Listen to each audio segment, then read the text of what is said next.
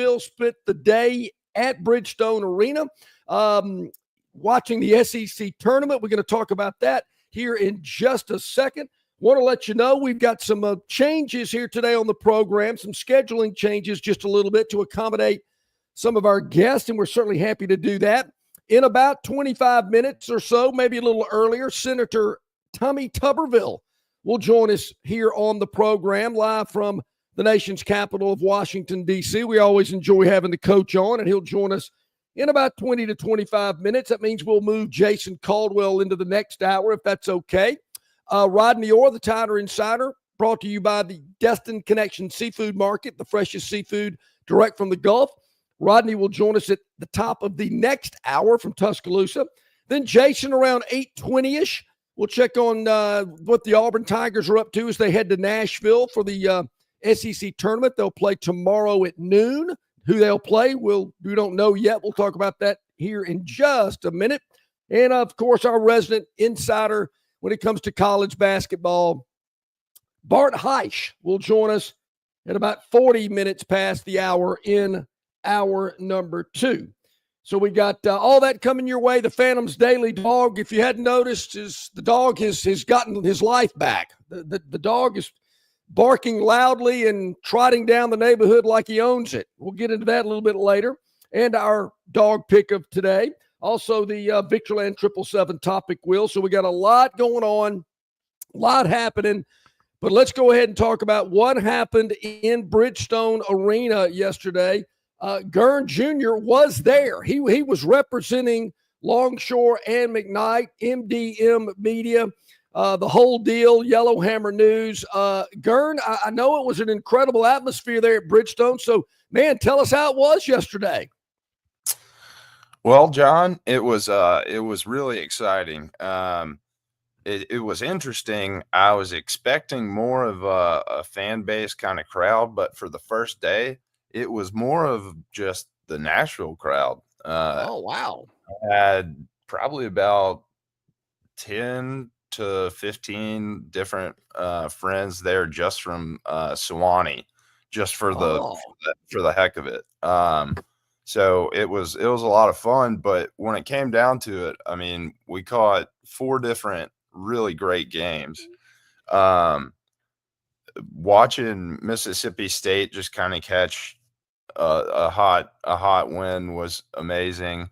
And then the Vandy Texas game was, I mean, it was intense. I was expecting a lot more Vanderbilt support there, to be honest. If we're going to be, it was not there. They were a little lacking. If we have to be honest. Well, we're honest on this program. There's no doubt about that, Gurn, and I'm with you. I thought there was something a little lacking there from the Commodore fans as well. I'll go ahead and tell you, I went 2-2 yesterday, Gurn. You know, I had all of the, I guess, lower seeds, if you will, winning with Arkansas, Vandy, Mississippi State, and Georgia. Arkansas and Mississippi State, the only 2 teams to win for me, as Georgia and Vanderbilt go down in day 1. And you mentioned the Commodores there in Nashville. We talked with C.J. Duncan yesterday. He was very excited about Vanderbilt's chances. I had them going on to play Tennessee in the quarters on Friday. Man, what happened to the Commodores? Honestly, they just kind of fell apart there. I was hoping that they'd kind of hit that second win kind of idea. I kept saying, they're a second half team. Nothing really showed. Nothing showed there up. was no, they just kind of played the same game throughout, and it showed. So I got to think today, though, Gurn, and I understand you'll be going back today as well. I'm for sure at the morning session. We're still working on the late session. Sure. I will be at the morning session for sure. Fantastic. And that tips off at 12 noon, a little less than 5 hours from now. If you're watching and listening to us live, that will be the first game today, which will be Arkansas and Ole Miss, with the Razorbacks advancing into the second round. Then it's followed by Texas at Texas A&M. Gern, how about that one?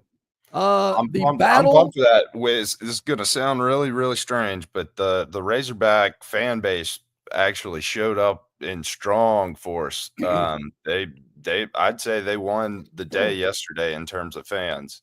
Yeah, Gern, the tournaments that I've been to, Arkansas, well, Kentucky by far had the most fans, but Arkansas was always Arkansas was always in second. The Cats are coming, but oh yeah, but no, the Razorbacks packed the house yesterday. Yeah, they'll pack it again today. They love the tournament. They travel well. You'll see. Well, obviously Kentucky's playing tonight, but you'll see some Kentucky fans at those earlier games today as well, just kind of taking it all in because they love it. They showed up for both sessions yesterday, but it's not going to be the same kind of. It's very noticeable when Kentucky's playing. Yeah, sure. I bet. So yeah, Ole Miss, Arkansas, the early game at noon. Then you got Texas and Texas A&M, a battle of the Lone Star State at around. I'm gonna say that's about 2:30ish is when they'll tip. Have you seen a lot of fans from the state of Texas, A&M and Longhorn fans? Not really. That was more shocking to me. We were sitting around trying to pick out Texas fans. There was more Tennessee. We were joking about the differences in the orange, the burnt versus the throw up orange. But no, honestly, not as many as I would have expected. But to say that they could just be in hiding right now, Yeah, it's new for them. The SEC tournament. It's a new frontier for those people in Texas. So we'll see. I'll be checking that out. Then the night action is Mississippi State taking on Missouri. Missouri, of course, didn't play yesterday. Mississippi State did in beating LSU. And then you've got Oklahoma taking on Kentucky to wrap things up tonight. I got to tell you, Gern, I'm disappointed in Georgia. I mean, I thought this team was playing well. They got hot, kind of in the second half of the regular season. And to lose yesterday to a 14-seed Oklahoma, that surprised me. We were sitting. I had taken some action from not the local man, but from it's legal here, and but I had taken some action pulling for Georgia there. But in the middle of the game, I was sitting around a bunch of the families for the Oklahoma players, and they just started going nuts and just had some infectious energy, and I ended up pulling against my bet. Just because there's nothing like the SEC tournament. The energy can sway you. They were pumping me up, getting me into the game. We were doing fist bumps and high fives, and everything was perfect. Awesome. Love it. Now, you mentioned legal sports wagering in the state of Tennessee, and hopefully we're going to have that here in the state of Alabama very soon. You're going to be hearing a lot more about sports wagering and having it become legal in the state of Alabama. I'm just curious, Gern, and if you haven't noticed, maybe just take a look today. You might already know. I know in some areas you can wager on sports at the arena. At the Capital One Arena in Washington, D.C., where the NBA and NHL teams play, there is a area of that venue that you can walk in and wager. Not only that the game being played at the Capital One Center, but any other sporting event being played elsewhere. Do they have any type of setup similar to that inside Bridgestone? We are not all the way there with that yet at Bridgestone, but I will say it's not like anybody with a internet access is pretty much. You're good to go. But no, there aren't any like physical ways to do it yet. I thought that was interesting when I was there. I've seen that before. Yeah, and that's pretty wild. It is. You walk into the game and maybe you weren't thinking about placing a wager, but you're there. You think, hey, why not? Or maybe you just, couldn't do it. You running out of time, and you just go to the kiosk there at the venue and do it. And you're right, it's coming. It's all over the country. 39 states already have sports wagering. Why we don't have it here? Well, I know why, but we're going to do all we can to change that and generate some revenue with Absolutely. Regulated gaming for the state of Alabama. So I was 2-2 on the games yesterday. There, as I mentioned earlier, I was a little disappointed, but I do like the matchups today. I think we got some really good ones. As you now, you say you're probably just gonna be at the first session today. I'm guaranteed for the first session. We're working on some options for the second, but yeah, I mean, is it would it be too much to just hide in a stall in the men's room for a couple of hours to get in on the second session? I've had friends who have done it, so I mean, it's not too much of a stretch. But I will say the security was on top of it yesterday. Glad to hear that. Yeah, a lot of the concerts I go to in Bridgestone, usually not that big of a deal. But they were on guard. They had I'd say they're probably a double staff just for yesterday. So they've got it locked down. All right, so as we look at today's Arkansas, Ole Miss, Texas A&M, Mississippi State, Missouri, and Oklahoma, Kentucky. Those are the four matchups today, and people are wondering, well, what will happen tomorrow? And we'll certainly look ahead at that as well, because Auburn will play the first game on Friday at 12 noon, and they'll face the winner of Ole Miss and Arkansas. And as I mentioned yesterday, I got Arkansas moving up and playing Auburn in the quarterfinals on Friday. I think Arkansas will beat Ole Miss. Also, after the Auburn game on Friday, you'll have the winner of Texas A&M going up against Tennessee. Then you'll get into the night session where Mississippi State, Missouri, the winner of that game, takes on Florida. A lot of people think the Gators are primed to win the tournament. They're playing well. And then the winner of Oklahoma and Kentucky will face Alabama tomorrow night in the last game. Gern, if it goes by seeding, and I kind of think it will in this game, I don't see 14-seed Oklahoma knocking off 6-seed Kentucky. Alabama will face Kentucky again. They beat the Cats in Lexington earlier this season. But as you mentioned, Gern, and I believe there'll be a really big Alabama crowd as well. Nashville's got a lot of Alabama alums and fans, and it's not far, obviously, from North Alabama. But that should be a really interesting matchup because the Kentucky Blues going to show up. That could be a real big atmosphere on Friday. If I was you, that's the session I try to find a way to get into. I'm already booked. I've already got tickets for the session. So that I'm worried about that one because that one, honestly, that's more of a home game for Kentucky than it is for Alabama. Oh yeah. Yeah, you're exactly right. We have more people in Nashville, but they travel in force, and it's the sea of blue. It is the sea of blue.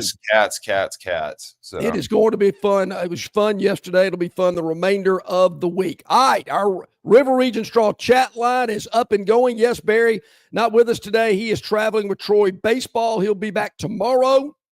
Not real sure where they're heading. I know he told me, but I can't tell you off the top of my head. But they are traveling this morning, and he'll join us tomorrow. I believe we're at Stivers Chrysler Dodge Jeep Ram for our Friday show, and Barry will certainly be a part of that, as will Ralph Michaels from Wager Talk. He'll be with us tomorrow in the second hour, going over some of these games in conference tournament action and maybe look ahead to some NCAAs as well. Thanks to Chris, Theotis, Ty, Bill from Baltimore. John lets me know that the Braves and the Padres will start in 2 weeks at 6:40. Great. I'll make sure I'm not watching, but thanks for letting me know, John. Appreciate that. That long, tedious Major League Baseball season is upon us.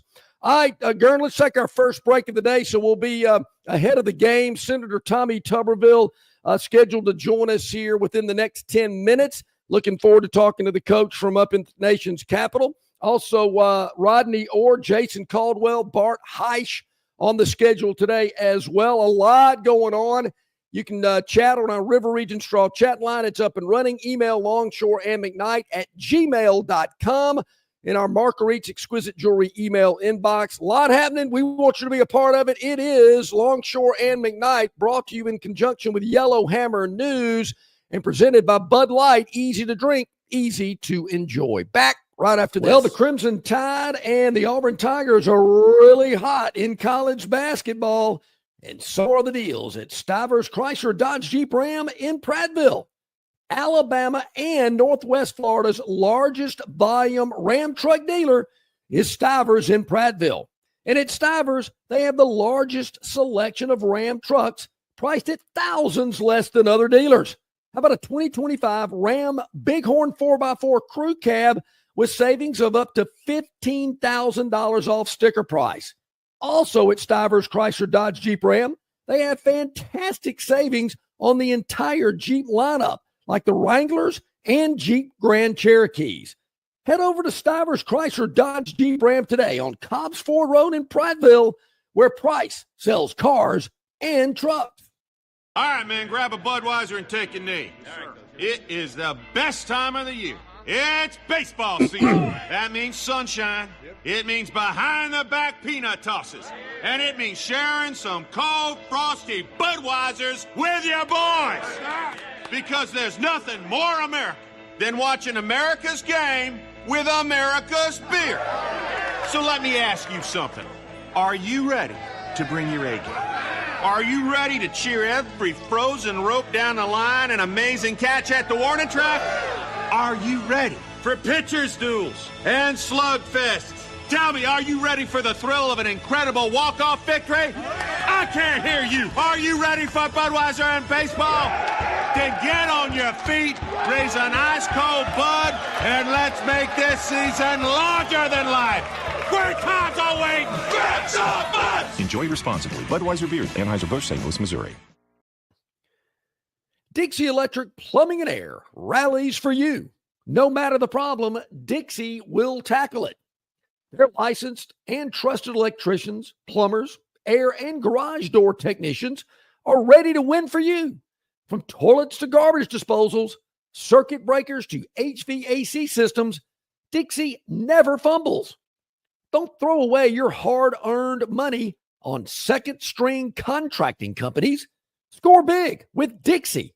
After all, they are your biggest fan. Visit calldixie.com or dial them up locally at 262-2946. Okay, it's about 19 minutes past the hour on this Thursday. So glad you're with us here today. A lot of great SEC tournament basketball action we're discussing. I'm not going to go through every tournament that's going on around the country, and there are a lot of them. And it's a lot of fun this time of year because, you know, whether you're watching one of the ESPN networks or Fox networks or CBS Sports Network, I was out on the veranda last night enjoying the great weather. Man, I'm scanning around thinking, look at all these games. It was great. I actually had a dual box going on at one point in time last night. Really enjoyed that. But a lot of great tournament action going on around the country. Our neighbors to the east, I guess, most of them are. There's a few out west as well. The ACC tournament in Charlotte yesterday, pretty good action there. Georgia Tech beat Virginia in an opening game, 66-60. North Carolina, watch out for the Tar Heels, beat Notre Dame by 20, 76-56. Stanford and Cal, more on that in a moment. And SMU beat Syracuse 73-53. Woo, what is going on with Syracuse? Man, things are heading the wrong direction. How about the Big 12? Because we had a little action in the Big 12. I believe it was earlier this week with some Big 12 action when Arizona State was able to cover against Kansas State. You might have remembered. But yesterday in Big 12 action, this is in Kansas City. Have you seen the floor there at Kansas City? Woo, man, that's like an NBA floor. Cincinnati and Ohio and Iowa State. Iowa State, a team a lot of people are high on. Iowa State wins 76-56. Colorado over West Virginia 67-60. Baylor beats Kansas State 70-56. And in overtime, it was Kansas beating Central Florida by 4, 98-94.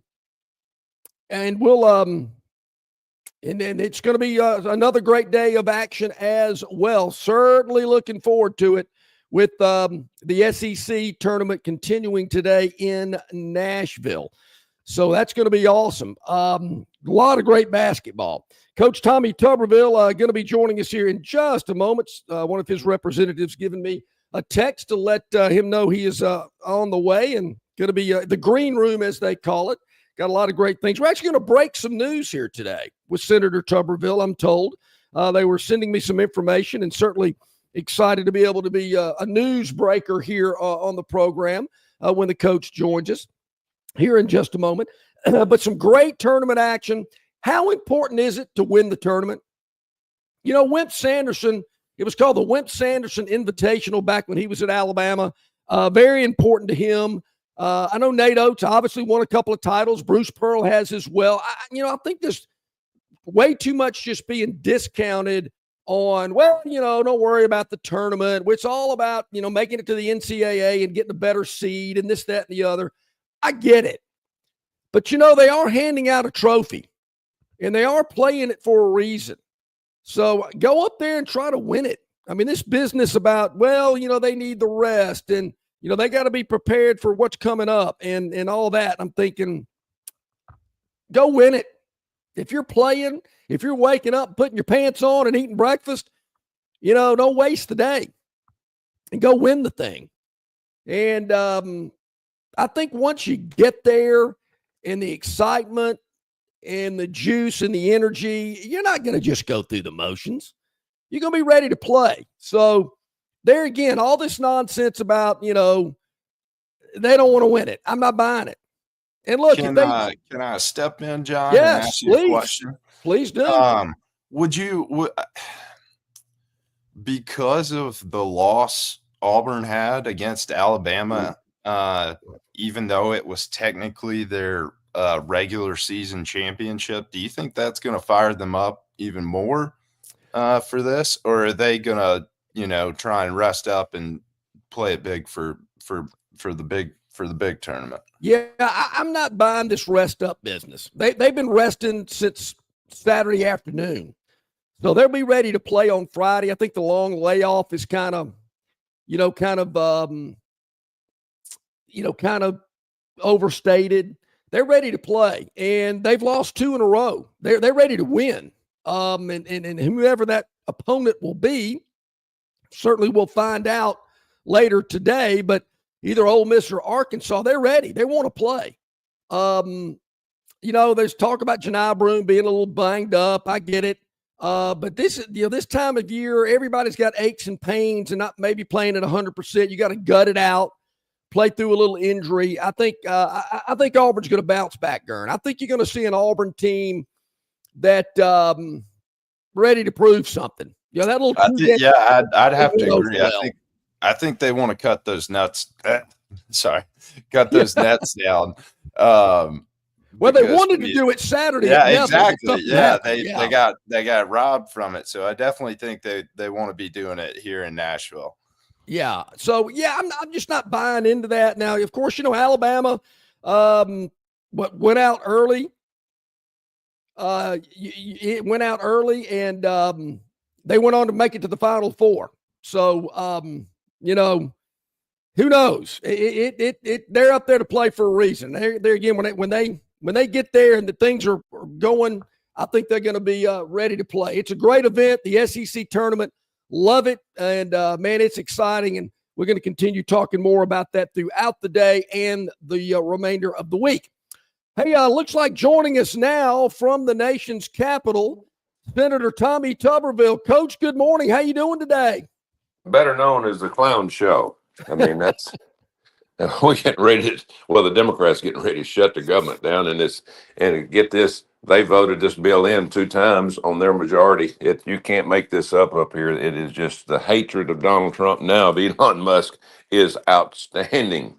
You know, Coach, I ran into you at the Montgomery Airport a couple of weeks ago. I was getting off the plane from D.C. You were getting on it. We chatted for a minute, and I could just see it on your face that, man, heading back up to the swamp, we got to get this ship headed in the right direction. I believe today, Coach, it will be the 53rd day President Trump has been back in office. I mean, I think it goes without saying. We've seen a lot of change and a lot of difference in the first 53 days of his second term than we did in the entire 4 years under Joe Biden. Oh, yeah. Well, Joe Biden wasn't running the show. They had a conglomerate of people that they had it their way. You know, man, what do we want to do today? What do we want to screw up today? How can we take advantage and steal more money? That's basically what they were doing. But Donald Trump he's had a plan. And, Yep. you know, organization's key to winning. And he had that plan for the last 2 or 3 years. As I played golf with him while he was running for this position again. I mean, he was adamant on what he was going to do. Today, you're getting ready to see regulations just being slashed all over the country. And, you know, this regulation group that was in the Democratic Party, from climate change group to changing the way farmers can do things. I mean, just on and on. The banking regulations, you're getting ready to see a new America here very shortly. And it is going to give everybody an opportunity to get back on track, to make a living, you know, to put money in the bank, to be able to grow a good crop, to be able to borrow money to build something. It's going to really change. Well, I know it is. I've got faith in it as well. I mean, it might sting a little bit at first, what we've been hearing, but I think the grand picture down the road is going to be so much better. So yeah, I'm with you, Coach. I hear people preaching that as well, coming out of the nation's capital, and I certainly see it heading in the right direction. Coach, I do understand we might be breaking some news here this morning in terms of the Honey Integrity Act. Tell us about it. Well, they've, like everything else, they've allowed this country to turn to artificial. And if you want to just buy some honey off the shelf and not know where it comes from, guess what, folks? It ain't honey. It's coming from somewhere overseas that pays very little to sell it over here. It competes against our honey farmers and our bee farmers. And it's made of sugar water and a little flavoring. So be careful what honey you buy. And we're going after them. We're going after them right and left. That we want good, pure honey in this country. We're big in it in the state of Alabama, and we're going to save our honey farmers, because if we don't, it's like everything else. They will absolutely be outpriced and put out of business. Certainly don't want that. And Coach, No. I'm a big honey consumer. I did not know that. I'm glad to know that our honey is going to be coming from the right places in the future, because I use it all the time. Coach, Yeah. also got to talk about this. I know this is something you've been working extremely hard on, is the Protection of Women and Girls in Sports Act was voted on the Senate floor. The thing that just blows my mind, Coach, every Senate Democrat voted against this bill that would have protected female athletes. Yeah, I mean, they've lost their mind. It just goes to show you, they don't believe, most of them don't believe in this, but they just stay in party line. They're just going to vote with each other. Hey, we can't beat the Republicans unless we just gang up and everybody vote the same way. They don't worry about other people's feelings or how things are handled. It's all about them as Democrats. And we don't have a Democratic Party anymore. It's a socialist Marxist party. And I'm going to continue to call them that until they wake up and start voting for things like this. This is not Democrat, Republican. This is American. This is right and wrong here. So, yeah. And I've got a bill, too, about protecting women in Olympic sports. And, of course, President Trump, I've talked to him about that. He does not want an embarrassment in L.A. here in a few years, because that's where it's at. And we do not want to continue to push this and not stand up against it. So we need to start now. So that's something else we're going to have to start fighting. Yeah, there's no doubt. Got to fight that. And you're right. Olympics coming to LA in a couple of years, and want to get that straight. Coach, I'm just kind of curious. I mean, I've never been into politics, and I know it's Republicans and Democrats. Different philosophies, different ways of thinking. do you have any Democratic friends when you're on the Hill? I mean, do you ever say, hey, how's it going? Or is it kind of like a sporting event? Is it a competition where you just kind of, friendly wave or chat? Yeah, there's a couple, that I can carry on a conversation with, but they just really dislike us having the opportunity to be in control, and so they kind of shy away from us. But most of them over there are just absolutely sold on themselves. Again, it's not about their state or their constituents or the country. It's about them and their power. Chuck Schumer is a moron, okay, and he's Yeah. he's a thief. I mean, the guy's worth millions of dollars, and that's all he's ever done is work up here. You can't. I tell you, it costs a lot of money to live up here. They don't pay your way. The salaries are not very big, and you got some of these people making millions of dollars. Come on, and Donald Trump is going to expose them. They are going after them up here, and they know it. And that's the reason they hate Elon Musk. I was with Elon Musk a couple of days ago. I was doing Larry Kudlow on Fox Business, and I was up first, and then in the White House, and then he was next. And he was telling me, he said, Coach, I said, Elon, how's it going? Well, they're coming after us all. He said, it doesn't bother me. He said, but if I would have come out and tell them what I really know right now, I mean, I'd have to have double my security. They have found more stuff that will start coming out here in the next 6-7 months that are really going to blow the top off of it, which just what we've seen already, all these NGOs that they created that mean nothing. Money goes in there, and then the money is flushed out to certain people, and a lot of it comes back for elections here. It's theft. It's absolute theft. They've been stealing taxpayers' money, and we got to stop it.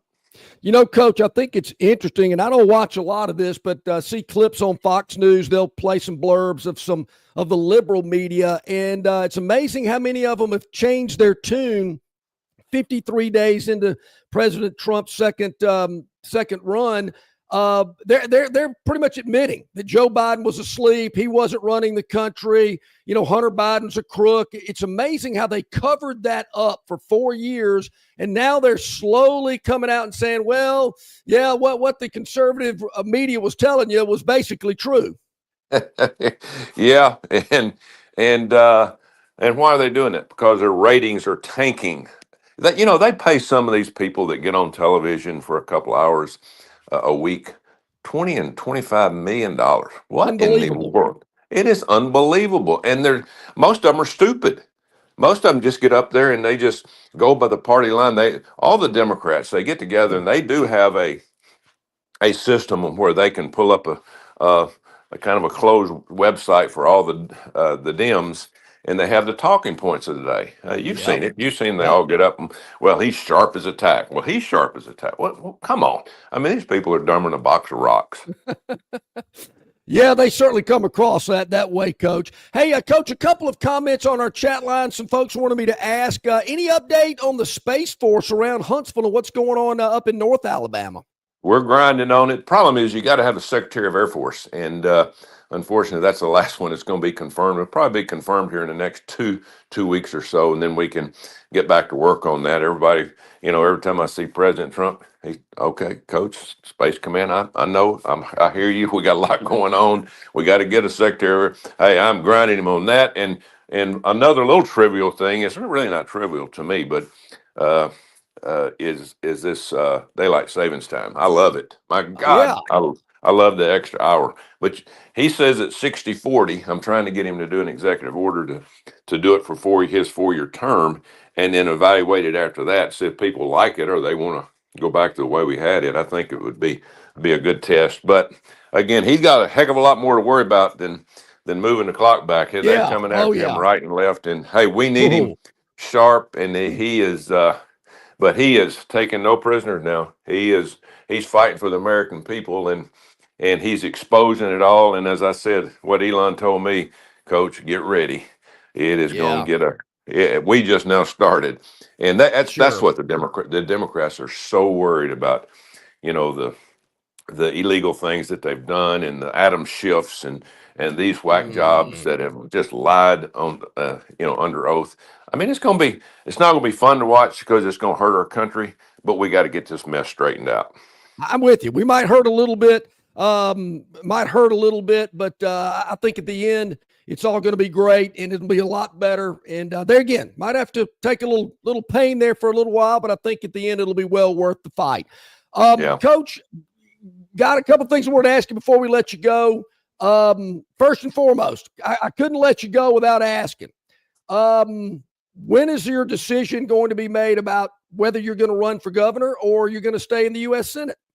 Yeah, well, as I've told people, I want to help the people of Alabama. I did this to help the people. We had to get Doug Jones out. I was going to run for governor to begin with, but Kay Ivey had just gone in. I've sat down with my family. We'll sit down here probably in a month or so. And after we get President Trump closer to his 100 days, visit with him also. I want to do what's best. If it's best for me to stay here, I'll do it. If it's best for me to go home and try to become governor, now I'm a disruptor now. I'm not somebody that's going to come in but I know a lot about a lot of things that need to be changed. But again, same thing up here. So it's really not big on my agenda right now. But what's on my agenda right now is to see who wins this NCAA tournament coming up. Well, I'm glad. That was my second point. I mean, not only Auburn and Alabama, Coach, but we got the Troy Trojans. They punched their ticket winning the Sun Belt last weekend. So 3 in-state teams are going to go to the big dance. I had dinner a couple nights ago up here with Saban and Krzyzewski from Duke. Both those guys retired, and I'm trying to get them to run for public office. I think they're making too much money to do that. But as we sat there and talked, and I told Nick this, I said, Nick, I went to the game Saturday, Auburn, Alabama, and I've never seen such athletes on the court on both sides. My gosh. I mean, those guards were as fast as any DB I've ever seen. We've lost a lot of great talent to basketball, but the SEC has come a long way, just as a total group. And I'm not so sure at the end of the day, Florida might, as we're speaking, might not be the best team. And that you didn't hear about them. But it's going to be a fight. Again, that was a great game with Auburn and Alabama, and that, the last shot in overtime. But I would just being a coach, I just amazed and watched these athletes. It was a dang fist fight out there. These officials, I'd have hated to call that game because, there was contact but that's the way it's supposed to be. Keep it under control, let them play, let the best teams win, and I'm anxious to see how the SEC and all these really, really good athletes do in the SEC tournament, and then, of course, the NCAA tournament. But they call it different. People need to understand this. In the SEC, they're going to let them play. In the NCAA, the officials try to get involved, and you'll have people fouling out right and left because it's a physical game. It is, and I'm with you, Coach. I'm glad you brought up that Auburn-Alabama game last Saturday. Probably one of the best regular season games I've ever seen. I mean, it was a great game from the opening tip to the final buzzer going into overtime. You could just tell the athleticism, how physical those guys were. You're right. Just a great basketball game. I think Auburn and Alabama are prone to have a pretty good run in this NCAA tournament next week. It'll be fun. I know everybody here in the state is extreme. Look, Coach, football's king. But, man, I'm going to tell you, Coach, basketball's kind of taken over. Alabama started spring football 2 weeks ago, and nobody noticed. Yeah. Oh, yeah. Winning does that. And, again, good athletes. And, it's great for the state. And look at Troy. I hope Troy wins 3 or 4 games and does great in the NCAA tournament. It's fun to have great representation. But, again, I was just in awe of coming in 1999 to Auburn when there wasn't 500 people in the stands at a basketball game. And then the standing room tickets were out of sight just to get in that game the other day. Yeah. But the athletes, how the athletes have changed in the SEC, those guards from both sides, my gosh, how quick and fast they were. It was fun to watch, I'm telling you. I agree. It was fun to watch. Awesome. It was great. Coach, I know I've kept you a little bit longer than I was supposed to, but, man, we always appreciate your time, appreciate your hard work up there in the nation's capital, and look forward to running into you again real soon. All right, the fight starts. Let's see if we shut the government down. All right, Coach, thank you so much. We appreciate your time today. All right, Senator Tommy Tuberville joining us here today on the program. Always appreciate his time and his comments. Always has a lot of great things to say. He's right. Yep. Those athletes on the basketball floor, lot different than they used to be. We had a great picture of Coach Tuberville we were going to put up on the screen, but I understand we had some encryption issues with the link that was sent to us. So next time he joins us, we'll make sure to get that on. I thought it was a good picture. He's actually tossing a football there with the Capitol in the background. Thought that was a cool picture. So maybe Gerd can get that in, get it figured out. We can get that maybe shown later in the program. All right, so we're off and running here today. It is about 19 minutes to the top of the hour. When we come back, we are actually going to spin the Victorland 777 topic wheel, and we'll go over the Phantom's Daily Dog when we get back. We are just full in hour number 2 with Rodney Orr, the TiderInsider, brought to you exclusively by the Destin Connection Seafood Market. Jason Caldwell from Auburn Undercover around 20 minutes or so after the hour. And Bart Heish, our resident basketball insider. Those guys obviously brought to you by our City of Montgomery guest hotline. A lot to go on today. Thanks for all the comments on the chat line. Keep them coming. We appreciate that. Email us longshoreandmcknight@gmail.com. Back with more of Longshore and McKnight, presented by Bud Light. Easy to drink, easy to enjoy after this quick timeout. Book tee time sooner. Save on every round. That's what you get with the 2025 RTJ Trail Card. Destination golf is closer than you might think. Buy a 2025 Trail Card and save every time you play. Plus, you will be automatically entered into the Trails Loyalty Program. Enjoy 10-day advance reservation privileges at each location. 11-day advanced internet tee times on rtjgolf.com and the RTJ app. Enjoy the benefits of a 2025 Trail Card. It makes for a great stocking stuffer, and you save on every round you play in 2025 on the Robert Trent Jones Golf Trail. Introducing Budweiser Zero. 0% alcohol, 0 grams of sugar. Full Budweiser flavor. A refreshing alcohol-free brew that tastes like the real thing. Budweiser Zero. 0 alcohol, 0 compromise. Why Hands? At Hands Heating and Air, you get this area's highest ranked service provider with 24-hour repair service, no overtime charges, and their same-day service guarantee. Plus, instead of other companies' 30-day repair warranty, Hands gives you a 3-year repair warranty. Hands Heating and Air is here for you 24/7, 365. And service is not just something they do, it's their way of operating, for you in mind. All of Hands employees are trained to adhere to this standard. They work hard to ensure that this standard is maintained, and they are constantly looking for new ways to better serve you. Call Hands Heating and Air today at 508-5382. That's 508-5382, or find them on the web at 834hands.com. All right, welcome back in, everybody. Glad you're with us. About 15 minutes to the top of the hour. Really appreciate all the chats and the emails coming in. A lot of great responses about Senator Tuberville. This is one that's probably I've gotten the most. Tubbs is not a big fan of Chuck Schumer. Yeah, you think? I don't think he is either, nor am I. But really enjoyed his comments. He's always doesn't hold back, and we really appreciate that. And I know a lot of people are wondering. I'm wondering as well. Felt like I had to ask him because a lot of people have been. I'll just give you my personal side of it. I hope Senator Tuberville remains our U.S. Senator, but I get it. If he wants to come back and be the governor and run the state, I certainly understand it. No one's ever told me this. Nobody's ever told me this. I want to get this straight right off the bat. But I've always just gotten the sense when I've been around Coach Tuberville that something about being a U.S. Senator, maybe, I don't know. I'm not sure that it's that he loves it, I would say. I know he's all in 100%. He's fighting as hard as he can. but is it really where he wants to be? I wonder that. That's just me. It's the eye test. It's what I've seen.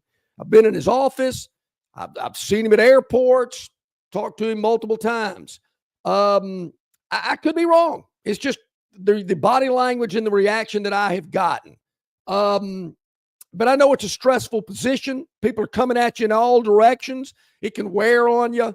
But now that President Trump is back in office, I would think that would, I don't want to say make things a little easier, but knowing you've got more people on your side and more people working and pulling you in your direction, that would lead me to want to be there with President Trump and the Republicans in the majority. I could see when Biden was in office, your head's exploding. I can't get anything done. What's going on here? I get it, but that's just me. He hasn't told me that. Nobody that's associated with him has told me that. It's just my personal observation. And I'd like to see him continue in Washington because I think he's doing a real good job and fighting for us there. But hey, if he wants to come back and run for governor, go with it. I think it'll be interesting. I know he was very popular. He's got the name recognition, but Will Ainsworth is not backing down. And it'll be interesting if those two are running against one another. I think that would be fascinating. But I don't know, maybe, we could have Senator Tuberville doing his thing in Washington for us and maybe Will doing his thing here in the state. I don't know. We'll see how it goes.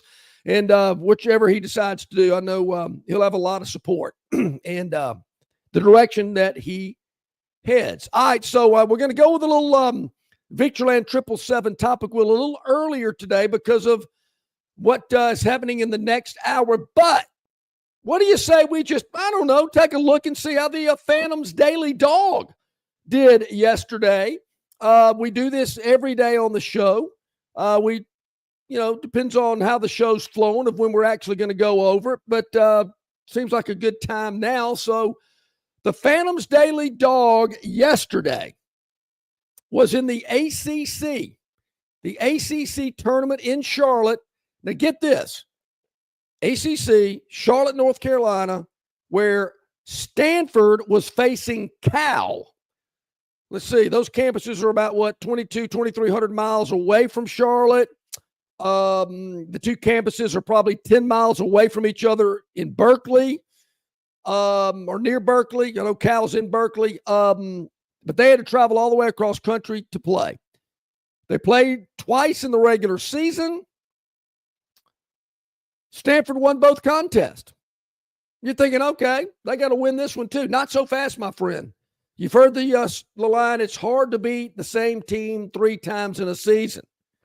Well, Stanford did win. They did beat Cal for the 3rd straight time this year. But more importantly, they did not cover. And we had the Bears of Cal plus 5.5. 5.5. Check the score. 2nd day in a row, the Phantom's Daily Dog has covered by a 0.5 point. Hey, Phantom, it's only a 0.5 point. Don't care. Don't matter. Could have been 500. 0.5 point's just as good as 500. So the Cal Bears cover last night against Stanford. And the Phantom's Daily Dog wins yet again. So we are assured of a winning weekend, a winning week with the Phantom's Daily Dog. We are 3-0 going into today's Phantom's Daily Dog. And we're going to go to Nashville, where Gern Jr. will be, he's hoping to be at this game. I know he's going to be at the early session. Gern, if you're at this game, I need for you to root for the Mississippi State Bulldogs catching 3.5 against Missouri. Mississippi State wins yesterday to advance to the second round today, taking on 7-seed Missouri. I like Mississippi State. I've kind of liked them all year. I know they've been kind of hot and cold, but they had a good game yesterday against LSU, who's not very good, but they got a game under their belt, a little momentum coming into a game tonight at 6 o'clock. Got a lot of rest because they've got the night game tonight. So they, sleep in a little bit, get off their feet, take it easy, and get ready for Missouri tonight. I like Mississippi State plus the 3.5 against Missouri. That is the third game in today's SEC tournament with a tip scheduled for 6 p.m. The Phantoms Daily Dog, Mississippi State plus 3.5. Looking forward to getting Bart Heisch's take on that as well. Okay, about 9 minutes to go until the top of the hour. Rodney Orr, the TiderInsider, will join me, brought to you exclusively by the Destin Connection Seafood Market. Gurn has got the wheel going. Chris, you ready? We are spinning the wheel early today. We have 4 topics. And if you have one you want to add to it, feel free to do so, because I'm going to be asking Gurn Jr. about these topics today. And of course, we're going to start with T-Roy.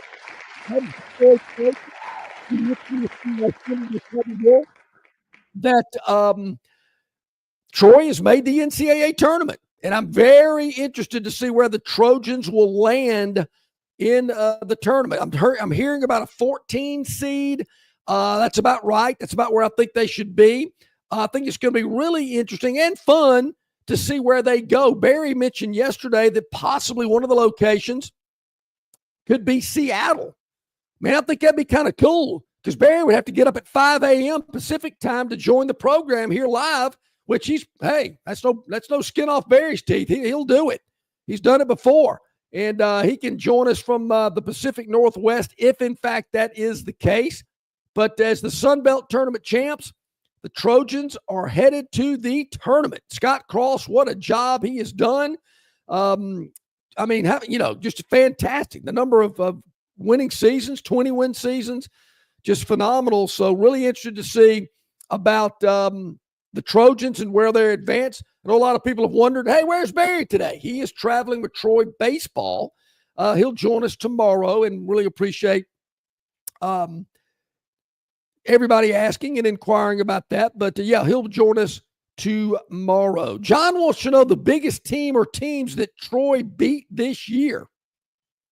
Well, John, I'm going to have to go back and look because I'm not real familiar with Troy's non-conference schedule. Obviously, Sun Belt, and there were some good teams there. James Madison, Arkansas State, to name a few.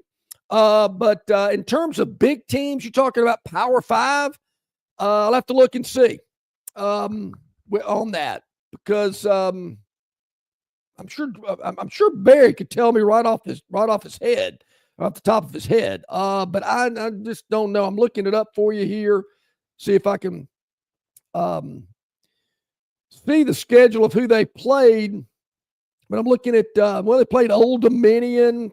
They beat Old Dominion. Looking at Sun Belt games that they played, Georgia, LaGrange. Oh, they did play Houston. They did play Houston back in December, got beat by 20, the number 2 ranked Houston Cougars. I do remember that game. Troy lost by 20 out in Houston when they played them. They beat Texas San Antonio back in November. They played Arkansas in November and lost by 16. They played Oregon as well. Lost by 19.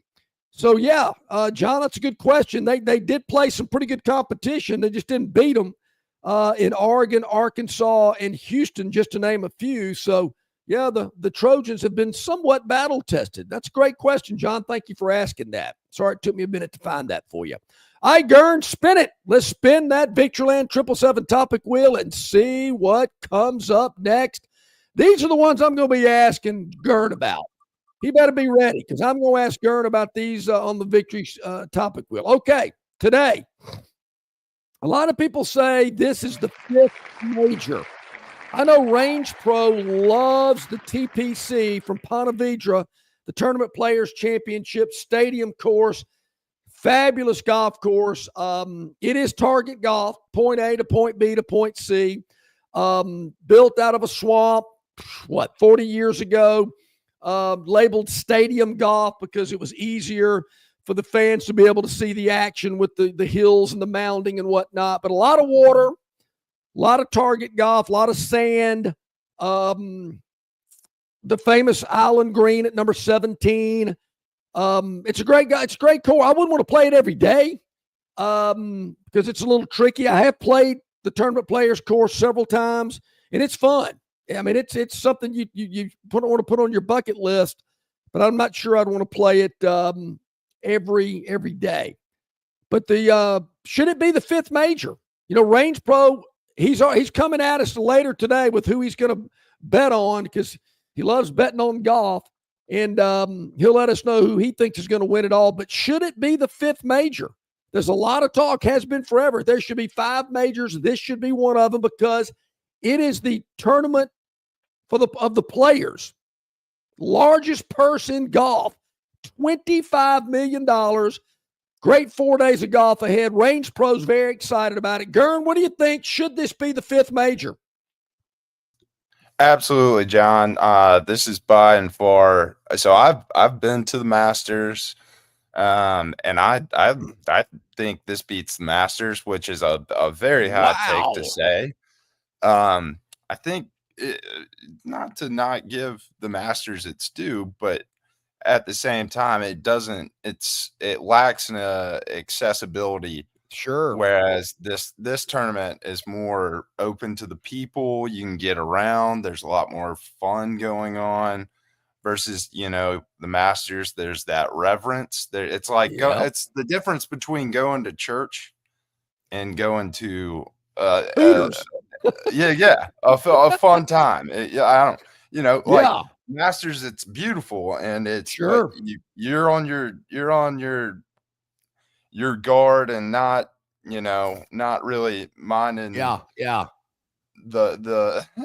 drinks as much. But I understand. Honestly, I got it. I hear what you're saying. I'm all in. It's definitely probably more of a fun college kind of vibe. Not as stuffy. Yeah, exactly. Yeah, not as stuffy as the Masters. Actually, I have something to throw up. Let me see. There we go. Oh, yeah. Well, look at that. There's Gurn. Man, look at that. I love it. Now, if any of our viewers can correctly pick out of those 7 people which one is Gurn, we'll give you an attaboy or the attagirl. But of that group, look at that motley crew, folks. Woo, we'll let you take a guess and try and figure out which one. Yeah. Which one is Gurn Jr. out of that group? Fabulous. And there's the 17th green behind you there at TPC. Oh, yeah. Man, that is awesome. All right, let's try to spin the wheel before we get to Rodney Orr, the TiderInsider here today. 2 more topics on the wheel. And it's going to land on Nashville hot. Now, Gurn, you're in Nashville at Network Control. I've heard the term Nashville hot when it comes to chicken. What is Nashville hot? Is it hotter than something else, or is it a special kind of hot? It's a special kind of hot.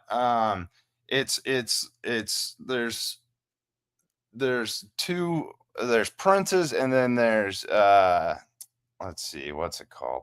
I'm blanking on the name. Freddy's. But it's basically you can't really get the taste anywhere else. It's not necessarily the heat.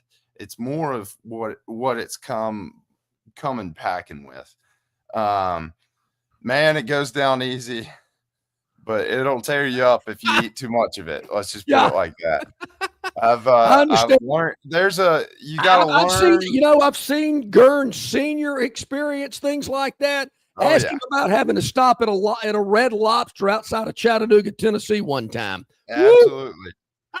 Absolutely. But it's one of those, if you can get a good beat on it and take it down, it's the best thing in the world. All right. I've heard Nashville hot. You're in Nashville. I wanted a little bit more explanation on what that was all absolutely about. Well, so like we've got like you can always get the like kind of fast food version of that with Hattie B's. Okay. But that's where you'll see like, I don't know, like 50 people in a line just like outside of the store at like 4. Yeah. Like not even lunchtime. But if you can, it's worth a Google if you're in Nashville to like actually look into kind of the hole in the wall spots, Sure. that's where you're going to get the good stuff. Like All right. Prince's is the way to go. On our chat line, John says it'll grab you by the boo-boo hot. Theotis says you better get some hemorrhoid lidocaine cream before eating the hot chicken. Thanks, fellas. He's not wrong. He is not wrong. I will continue the wheel in the next hour. We need to take a quick top of the hour timeout. When we return, Rodney Orr, the TiderInsider, will join us. Brought to you by the Destin Connection Seafood Market. Also later in hour two, really right after Rodney, Jason Caldwell from Auburn Undercover, and then our man Bart Heish, our resident SEC basketball insider. A lot going on in hour number two. Stick around. Rodney's in the green room. He'll join us next here on Longshore and McKnight, presented by Bud Light. Phoenix Physical Therapy is ready to help patients recover, recharge, and rise. They develop a customized therapy plan for each patient to get them back to enjoying their favorite activities. Their experienced team is committed to providing exceptional care in a professional environment. Whether you're looking to prevent or treat an injury, recover from a recent illness, or recuperate from surgery, schedule an appointment with our clinic and take advantage of our physical therapy, athletic training, workers' comp, and employer solutions service. Experience elevated physical therapy today. Call Phoenix Physical Therapy at 239-9316. That's 239-9316. In sports, if you think joy only happens after you win, think again. Look at the world's most successful athletes like Serena Williams, Brooks Koepka, and Alex Morgan. They don't spend all their days grinding away. They take time to enjoy themselves, like getting together with friends over a Michelob Ultra, because they know that happiness is the key to winning, and that joy is the whole game, not just the end game. Michelob Ultra, 95 calories, 2.6 grams of carbs. It's only worth it if you enjoy it. Enjoy responsibly. AB Michelob Ultra Light Beer, St. Louis, Missouri. The Destin Connection Seafood Market offers the freshest seafood direct from the Gulf of Mexico with deliveries daily. Snapper, grouper, pompano, flounder, copia, along with medium, large, and jumbo shrimp, hand-picked crab meat, and chucked oysters. They can even cook your order for easy, quick pickup. The Destin Connection can make a po' boy with any of their seafood items that folks in New Orleans rave about. Go by and see them at 3750 Norman Bridge Road or call 288-4272 for pickup orders. Okay, welcome back in, everybody. A couple of minutes past the top of the hour on this Thursday. Joining us now, as he does each and every week during this slot, Rodney Orr, the TiderInsider, brought to you exclusively by the Destin Connection Seafood Market. The freshest seafood direct from the Gulf, arriving daily at the Destin Connection. 3750 Norman Bridge Road, or call ahead 288-4272. Your order will be ready for pickup. And if you're looking for a great lunch, how about an oyster po' boy, fried shrimp po' boy, or that grilled grouper po' boy, my favorite. They'll hook it up for you with their great slaw and those fabulous beans on the side. You cannot beat it. Call ahead 288-4272, the Destin Connection Seafood Market. Good morning, Rodney. How you doing today? Good morning, John. How are you? Man, we are doing great. Barry's traveling today, so just the two of us here on the program. And obviously, a lot of excitement. You can imagine, Rodney, this week. We've been talking a lot about basketball. I got to tell you, Rodney, I've seen a lot of Alabama basketball, a lot of Auburn basketball, but I think that game Saturday afternoon at Neville Arena might have been one of the best regular season games I've watched in a long, long time. You know, John, that's a great way of putting it. I'll tell you why, because a lot of people are talking about just, and I'm talking about the coverage of it's just been, that Alabama won the game. I agree with you. That was an extremely high-level basketball game.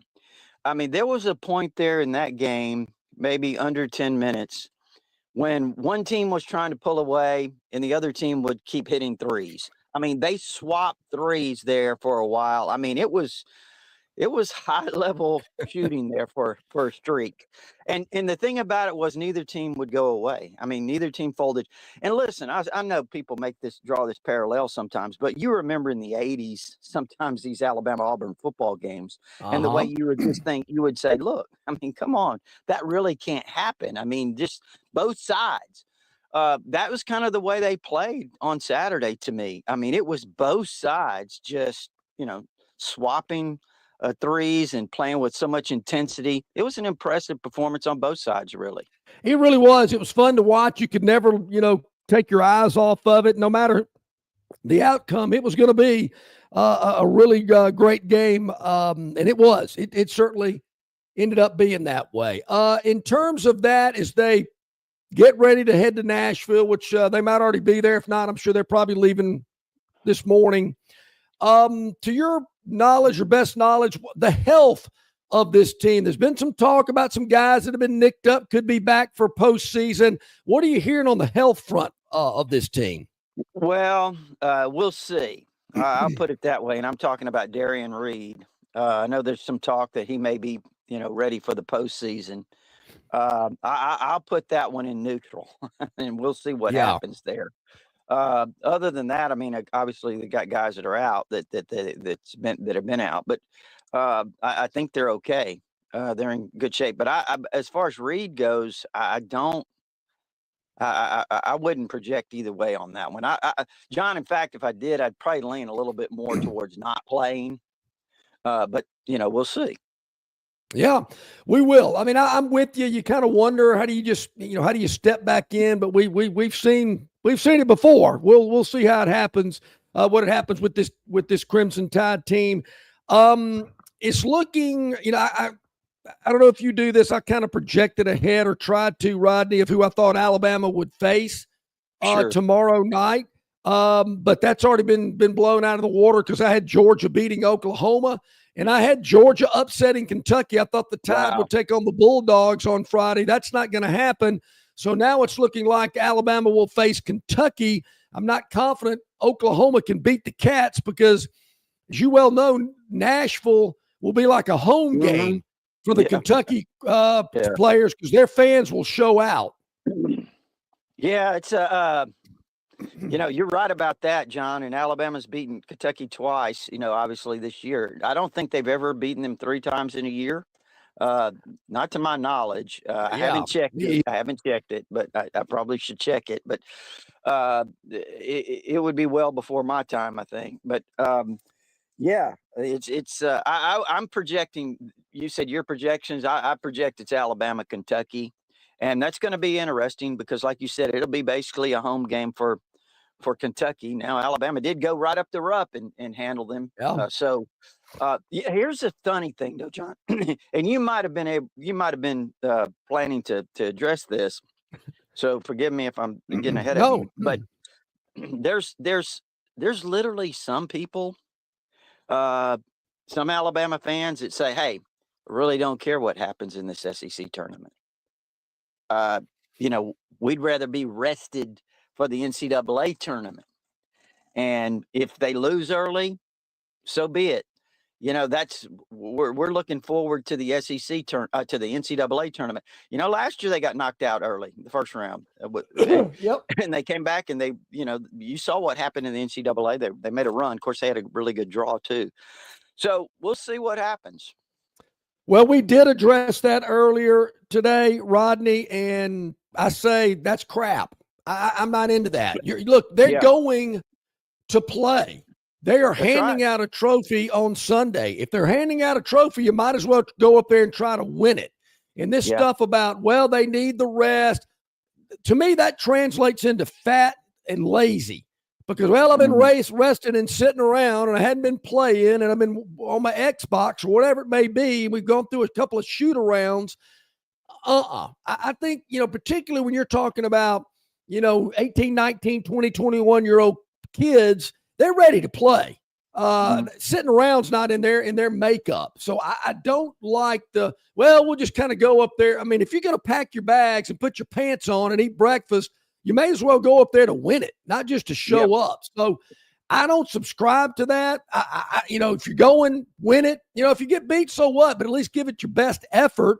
And then to me, that gives you a little more confidence and a little more momentum going into the NCAA tournament. I'm just not buying. Injuries are one thing, and I understand that.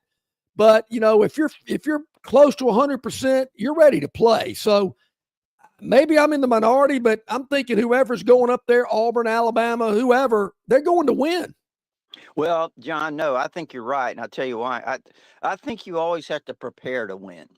Yeah. And preparing to win means you have to obviously do all the things that it takes to be successful in a game, and that includes mentally. And listen, I think if you go in with that laissez-faire attitude, it could carry over. You might not get it back. It's a mindset. And mindset in sports is everything. And so I do think it's important to always prepare to win and play to win. So that's where I think it's important. That's why I don't like that kind of idea about just going in and let's just see what happens, Yeah, I'm with you. Let's go to win. I don't think Nick Saban ever went into a game or a playoff thinking, let's just go up there and, half-ass it. I don't think that's it.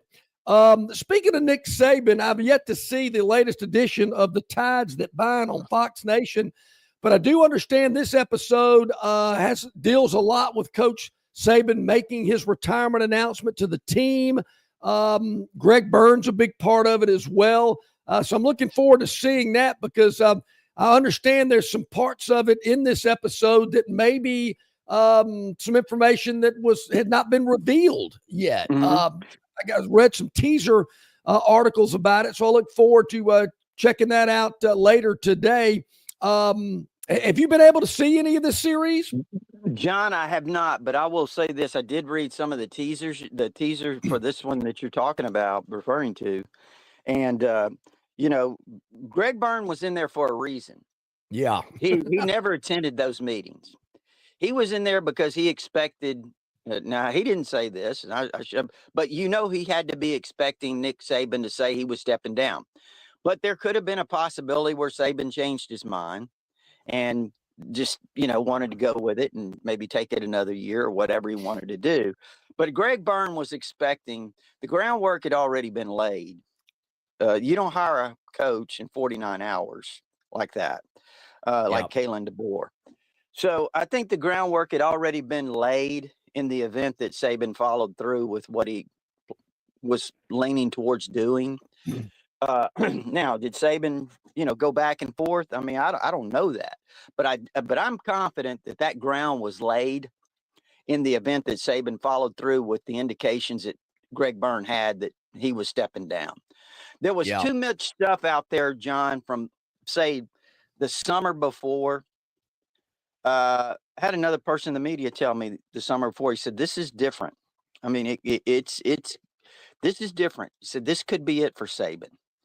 And I know as they got down near the stretch before the Michigan game, there were sources that told me, there was one in particular that told me that the networks that cover college football were on a little bit of an alert that Saban could be stepping down if they lost or, at the end of the season. So I don't think this was totally unexpected by those who really knew. Now the players and the, maybe the staff people and all of that, maybe they were caught by surprise.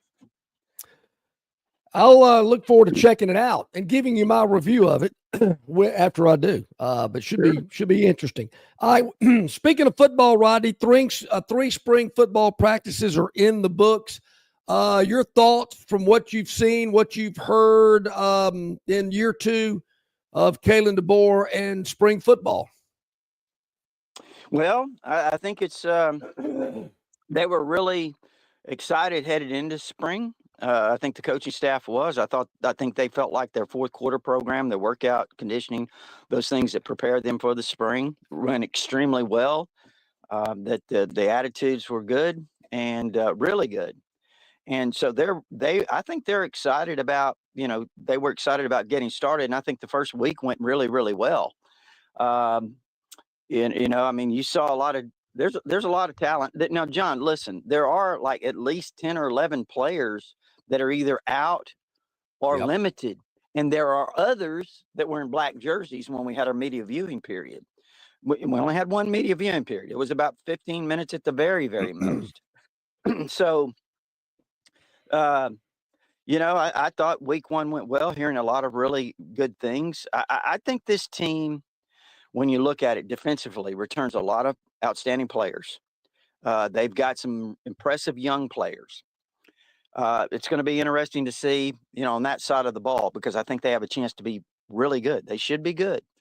Offensively, I expect the offensive line to be better, even though in the first week, of course, Caden Proctor's limited. He's non-contact at left tackle. Right tackle, Wilkin Formby was out. He was down with the flu, I think.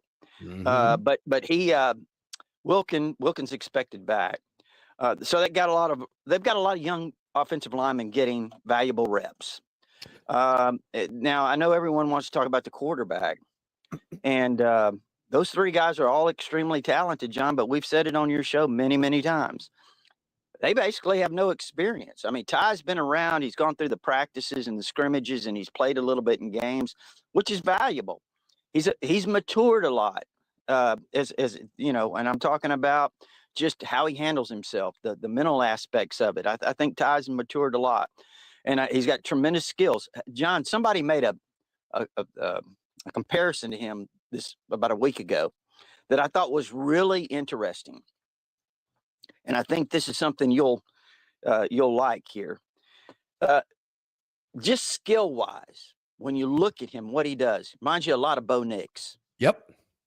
That's a comparison that I thought was really good.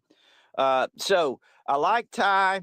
He's got to take the bull by the horns. Austin Mack, John, he may be taller than 6'6". Oh, wow. I mean, this is a big quarterback. I mean, he stands above everybody. Keelan Russell obviously has all this talent, potential. But again, he's a high school player.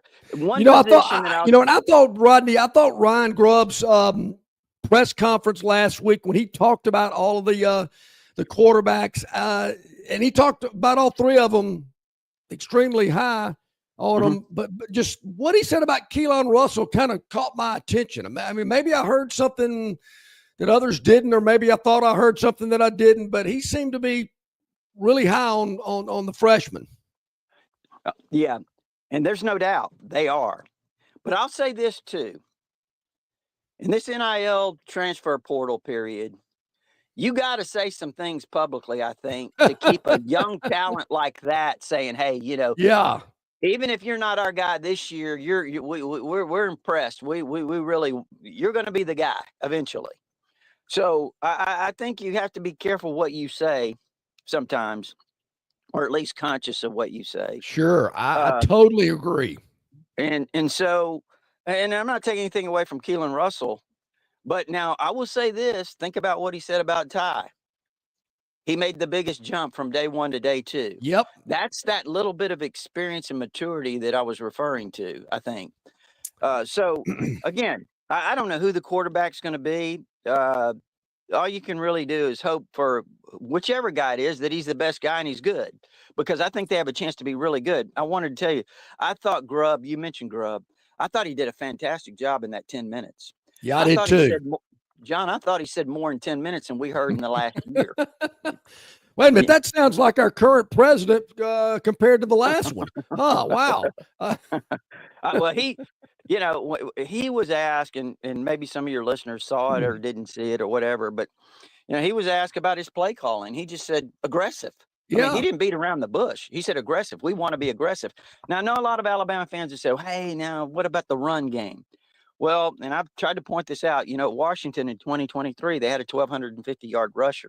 Yep. But what he said was, we understand the importance of committing to the run game. We understand that. So I thought that was really a great statement. But he also said this too. He was asked about the wide receiver room. And if you remember over the last few weeks, even before we started this spring practice, I said that I was hearing buzz that the wide receiver room would be the group that potentially could make the most improvement this year, because I was hearing a tremendous amount of buzz about them. And he said, man, they're really talented and we're excited. John, they've got maybe 8 guys that are really, opening some eyes. Oh, wow. So, if you can get the ball to them, they've got some guys that are really talented. Well, that's the key. There is no doubt that is the key. Before we let you go, Rodney, I'm just curious, during the spring, what do you think is going to be the most competitive position group battle, and what position needs the most improvement in the spring? Well, competitive. Well, the quarterback's certainly going to be competitive, I think. It's going to be interesting to watch. And then with all those receivers I was talking about, they're competing to be in the pecking order somewhere so they can get the ball. I think that's going to be really competitive. And it's going to be interesting to watch this offensive line, these young players develop. I think that's really important. On the defensive side, I really like the young players that developing in the secondary. Well, it's Dejon Lee. That's a name to go ahead and write down. I'm going to give you a couple of names here, John. Dejon Lee at corner, the freshman, 6'4", 200. After Friday's practice, they did some kind of teamwork stuff where it's kind of scrimmage-like, but not really full scrimmage. John, the guy said, my source told me, said, you don't throw the ball at Dejon Lee at 6'4", 200 pounds. You just can't get it over him. So at corner, Cam Calhoun, the transfer from Utah, is another one. But on offense, man, we've been saying this guy's name, a couple guys. Latsier Brooks, a receiver. Derek Meadows, another receiver, young freshman. But Jackson Lloyd, he's a guy that eventually is going to be a standout offensive lineman. Awesome. Fantastic to know what's going on, to be up to date by the minute. You got to be a part of TiderInsider, TiderInsider.com. TITV, of course, so much going on. Rodney, let our viewers, let our listeners know how they can become a part of what you do. Right. It's TiderInsider.com. It's only $48 a year. You can get instant access with your credit card, or if you prefer, there is an address there to send a check. That gives you all our premium information, but also our community of Alabama fans, our all sports forum.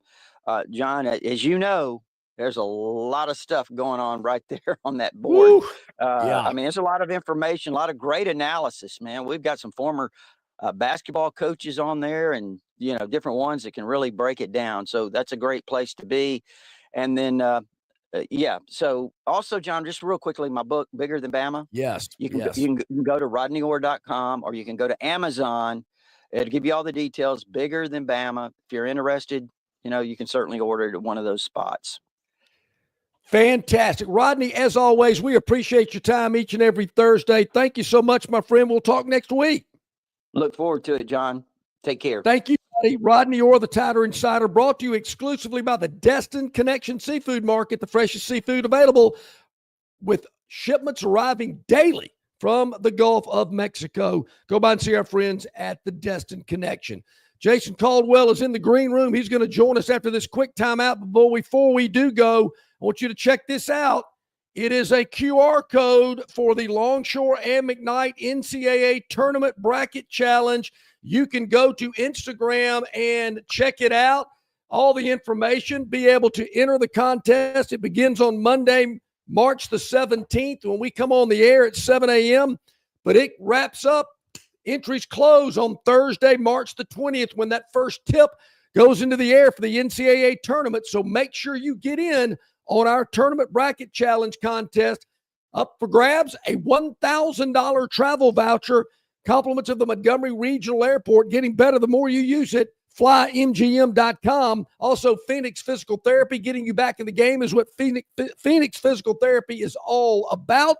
River Region Straw, making your property look its very best with premium long needle pine straw, and the Destin Connection Seafood Market, the freshest seafood, 3750 Norman Bridge Road, or dial them up 288-4272. The contest begins on Monday, so be ready. Jason Caldwell joins me when we return. Stand by, more coming your way on this Thursday edition of Longshore and McKnight, presented by Bud Light. Why hands? At Hands Heating and Air, you get this area's highest ranked service provider with 24-hour repair service, no overtime charges, and their same-day service guarantee. Plus, instead of other companies' 30-day repair warranty, Hands gives you a 3-year repair warranty. Hands Heating and Air is here for you 24/7, 365. And service is not just something they do, it's their way of operating, for you in mind. All of Hands employees are trained to adhere to this standard. They work hard to ensure that this standard is maintained, and they are constantly looking for new ways to better serve you. Call Hands Heating and Air today at 508-5382.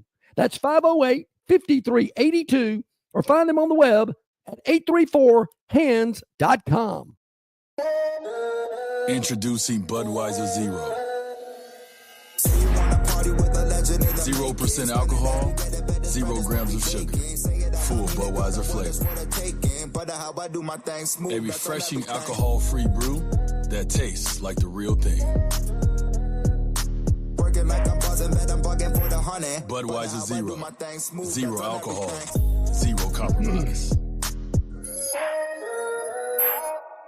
Don't miss your chance to win big at Victoryland Casino. Play the latest, hottest, most exciting games around with fun bonuses and big jackpots. Don't miss out on your free play. Stop by Player Rewards today and check out this month's exciting free play promotions. Come see why our players keep coming back. You'll have more fun at Victoryland Casino, where you can be a winner too. Victoryland Casino, located off I-85 exit 22, Shorter, Alabama. Must be 21 or older. Okay, here we are back at it on this Thursday, about 27 minutes past the hour. Barry traveling with Troy baseball today. Jason Caldwell of Auburn Undercover joining me as he does each and every Thursday. Jason, thank you for rearranging your schedule for us here today. Had a lot going on this morning. We greatly appreciate it. Jason, of course, from Auburn Undercover. I know you've covered a lot of Auburn sports, a lot of basketball games.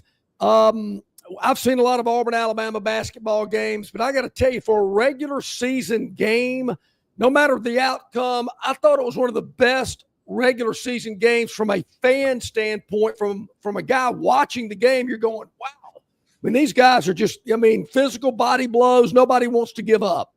Yeah, no, I agree. I thought it was a really well-played game for the most part. Two teams.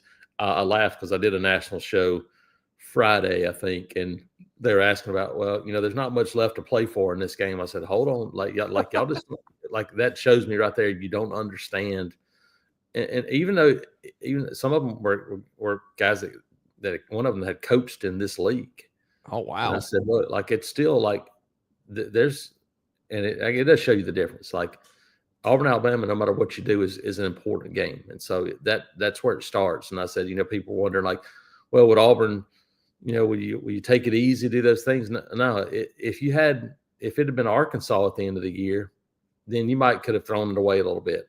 You're not throwing away the Alabama game. It's not happening. So, you saw it. I mean, that was a game that Auburn didn't play particularly well the first 5 minutes or so defensively. Alabama scored a bunch. Then Auburn really played well defensively, and I thought both teams battled, and that's what you get when you get an overtime game. You get it that comes down to the last shot twice.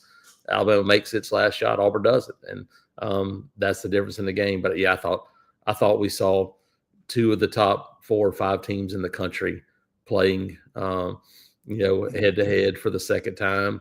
Maybe we see it again, but now it becomes the one and done world, and the one and done world's a much different world than the league. And so, one bad game and it's over with. Now the SEC tournament won't matter as much, but it starts to get a little bit more different now as you get into postseason play.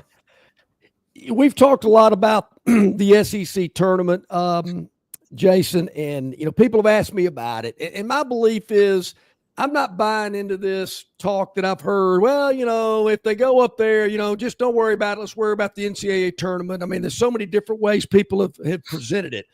But my thing is, Jason, if you're putting your pants on and eating breakfast and starting the day, and you're going to Nashville, they're going to hand out a trophy on Sunday. You might as well be the team taking the trophy home.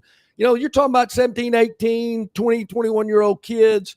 I think they want to win. I mean, and if they lose and they, end up going back and getting ready for the NCAA tournament, so be it. But this fan philosophy of, I'm not so much into it, I just don't buy it. I think if you're playing, go play and try to win. Yeah, I agree to an extent. But I saw a team last year that went and did that and exhausted itself and lost in the first round of the NCAA tournament. And what did 99% of the fans talk about? They talk about losing in the first round of the NCAA tournament. Yeah. You've won the SEC regular season. You now need to go make a run in the NCAA tournament. It'd be great to hang. 25 years from now, the SEC tournament will matter. It won't matter a month from now if you lose in the second round. Sure. It just won't. And that, hey, fair or unfair, this season now is going to be judged by what you do in the NCAA tournament if you're Auburn. But that's the way of the world. When you play this game now and the way it's played in the NCAA tournament, the same thing's true of football. I talked about this a couple of weeks ago because it took me a long time to remember who lost in the semifinals of the college football playoffs. I couldn't remember them. Like, those teams had great seasons. Yep. And I could not remember who it was. I couldn't remember it was Penn State and Texas. Couldn't remember. Yeah, Jason, I've had that happen in the Final Four in years. I'm thinking, wait a minute, who played in the Final Four? Last year when Alabama played UConn, who were the other two teams that were in? Correct. Yeah. That's it. And so that's what now happens in this world of all or nothing. Yeah. And it's unfortunate, but and I think back to like my formative years were during Coach Dye's years in the 80s where they win 4 straight, SEC championships. It is remembered fondly as the greatest run in Auburn football history.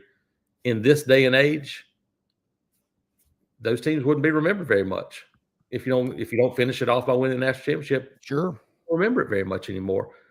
The kind of the same thing now with basketball. Once you start to taste it, the same thing for Alabama. Once you tasted a Final Four and you win SEC championships, in 1986, Auburn gets into the NCAA tournament. You make a run to the Elite Eight, and you go, "Holy cow, that was incredible!" It'd still be really good this year, but for a lot of fans, it won't be enough. Yeah, it won't be. You're right about that. So Nashville this week, Auburn plays the first game tomorrow. A lot of people have wondered why are they playing so early. Well, they get more time to rest for their next game. The winner of Arkansas Ole Miss will face Auburn tomorrow. The Hogs and the Rebels will play at noon today. Based on the games that they had in the regular season, does Auburn match up better with one of those teams tomorrow? Yeah, I think Auburn is a much better matchup against Ole Miss. Ole Miss doesn't have as much size. And Auburn had played really well against them twice this year. And I think the question is, can you do it 3 times? But that's a much better matchup. Arkansas gave Auburn everything they wanted. And that's a team when it is interested is pretty darn good. They were interested for about 25 minutes yesterday and all of a sudden went away and almost lost the game. And so, it's that old question of, would you rather face a team playing its 3rd game in 3 days or face a team that you're better matchup than and you beat twice? Honestly, for this Auburn team, it shouldn't matter. Like you said earlier, fans, whoever can talk about this SEC tournament. If you're in Auburn right now, had you won the last 2 and you went into this week, you could throw it away if you wanted to. Then you could go, oh, well, going in on a 2-game losing streak, you need to go up there and find a little bit more mojo going into the NCAA tournament. So I think you'll see a motivated Auburn team Friday. And it's honestly a fairly good matchup with both of those, probably a better matchup against Ole Miss. Yeah, I'm with you there. Still, it's looking, Jason, Lexington is going to be where Auburn lands in the NCAA tournament. They win there. They go to Atlanta. I can't think of 2 better spots. Obviously, they're familiar with Lexington. Atlanta's very close to Auburn and the state. Fans can head over there. So it looks like it's setting up for a real good start in the NCAA tournament for Auburn. Yeah, and Auburn played in State Farm earlier this year against Ohio State, so you would have played in both venues this year that you potentially could be going through for an NCAA tournament. I think that's big. Familiarity, shooting lines, all those things. That's always important. So if you're Auburn, I think you've done too much in the regular season for the length of the schedule for 3 games at the end of the year to take that away. I mean, you're still going to be far and away. You're going to have more quad 1 wins than Duke and Houston combined. So I still think at a minimum, you're the number 2 overall seed, and that would get you enough to be in the South. And so I think Duke's the only one that challenged. I don't think Houston is a challenger for that. And so I think for Auburn, you still got to feel pretty good about potentially being Lexington, Atlanta as a pathway to potentially San Antonio. Yeah, I'm with you there. And I know people have been asking us here on the program. Yes, Monday we will have travel package information available for Auburn fans, Bama fans, Troy fans from our good friends at Total Sports Travel. So, yes, we will have that information. Just be ready on Monday when we release it to you. All right, so when the tournament will still be going on. Your thoughts about the start of spring football? When actually is day 1 for spring football? Well, there's a couple of day 1s, to be quite honest. There's a day 1 this coming Tuesday where they're going to count as practices for Auburn, is what I've been told. But they're not going to actually have a full team practice. It's going to be position groups, maybe offense, maybe defense, and you're going to have meetings, and then you'll have a walk through some of those things. So it's almost honestly going to be like the first couple of days of a training camp is what it's going to be. So so the first actual day of full team practices will be March 25th. So I think the 18th, they'll start doing some of those things, walkthroughs, and have 2 or 3 days of that first week. And then they'll actually physically practice as a team for the first time on the 25th. So that's interesting, and I know a lot of programs, a lot of coaches kind of getting away from the traditional spring model, maybe kind of OTA type stuff, maybe similar to what the NFL's doing. Is that what you're kind of picking up on, Jason? Is that kind of where Coach Freeze wants to go? Yeah, I think because you have so many newcomers now, hey, they got 2 new quarterbacks. You got a bunch of newcomers on both sides of the ball, transfers, and a ton of true freshmen. I think the ability to have a slower paced learning part of this I think it's probably a pretty good idea. In 1988, you wouldn't have had to do this because you would have had all the guys that would have been on your roster would have been guys that were playing on your team last year. Mm-hmm. And so you weren't able on day 1 to go out and start to do some things pretty quickly. Now you have some lead up to it, but I think this is an opportunity to get guys. Okay, look, when we actually put the pads on and start going, this gives us an opportunity to do some things on offense and defense without having to stop, start, explain, do all that. So I think it's probably a pretty good idea in this day and age of so many newcomers on campus each spring. Baseball. Where's the baseball team headed this weekend? Yep.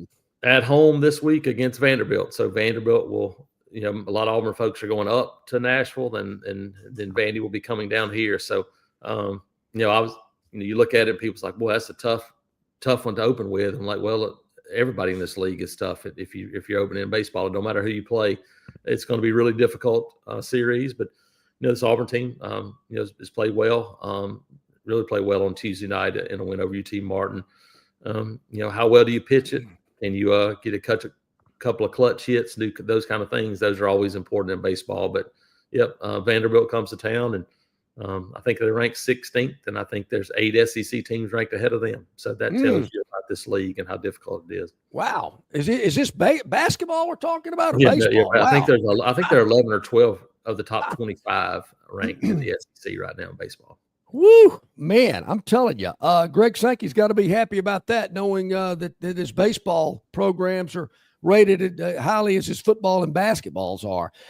Jason, man, thank you so much for changing your schedule for us this morning. We'll be back to our regular slot next week. But before we let you go, let our viewers and our listeners know how they can follow you at Auburn Undercover and all the other outlets that you're available on.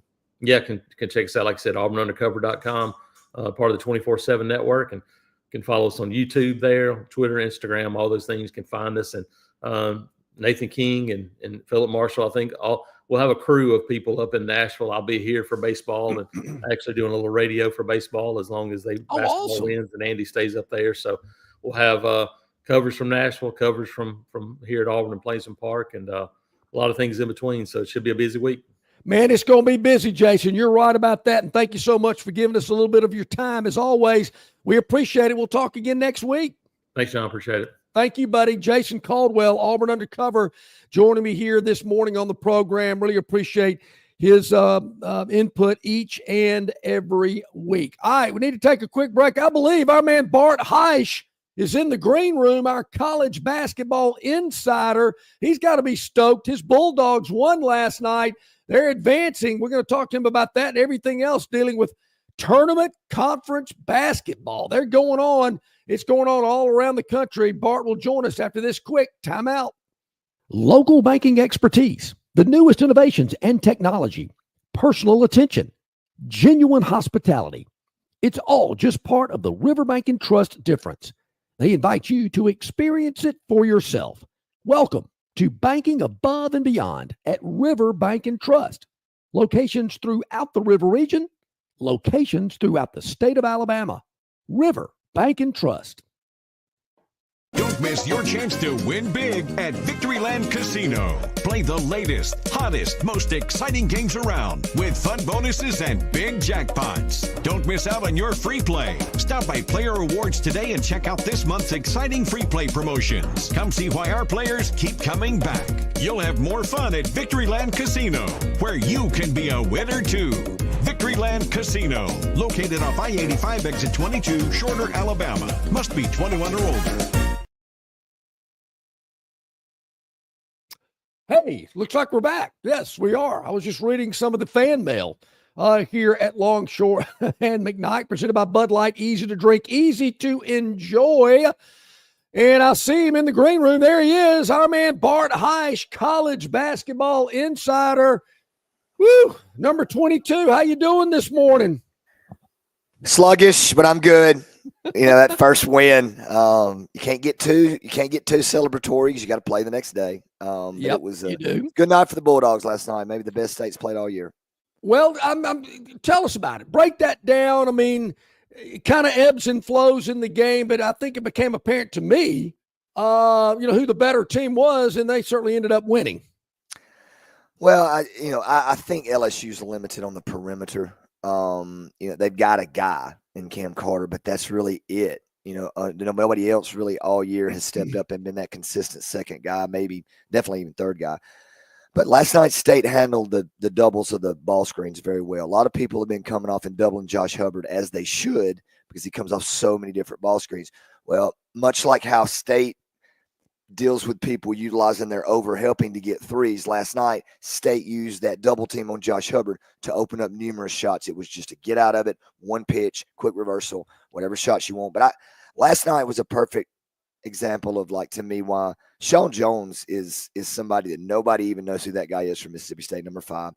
And he has 6-7 rebounds, 3 or 4 steals, gets his hands on all kinds of deflections, just different type of plays, and plays great defense, goes to the offensive glass. And that last night State played with the energy and effort that we have to play with if we're going to compete in this league. Hadn't seen it in a while, and I think the ebbs and flows of just the league and like how up and down it is for so many different teams playing night in, night out, such good competition.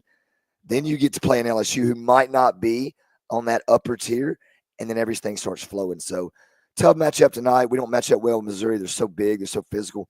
They're another team that hasn't played that well. And my 2 teams in this tournament that I wanted to see how they responded the last few weeks were Mississippi State and Missouri.